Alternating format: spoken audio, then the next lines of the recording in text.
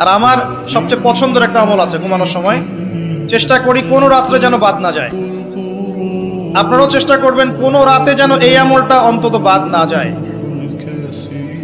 আলী রাদিয়াল্লাহু আনহু বলতেন যে যার সামান্য বিবেক বুদ্ধি আছে তার জন্য শোভা পায় না যে সে এই আমলটা না করেই ঘুমিয়ে যাবে। সেটা কি?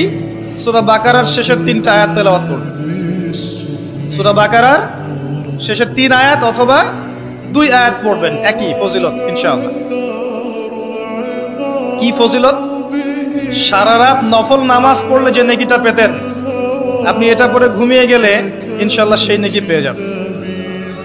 যদি আপনার নিয়াত থাকে তাহাজ্জুদের, ইনশাআল্লাহ আপনি পেয়ে যাবেন। এই যে কাজগুলো করে ঘুমালেন, আপনি 3 ঘন্টা বা 6 ঘন্টা ঘুমিয়েছেন, এই যে পুরো সময়টা আপনি ঘুমিয়েছিলেন, এই পুরো সময়টার জন্য আপনার আমলনামায় নেকি লেখা হবে।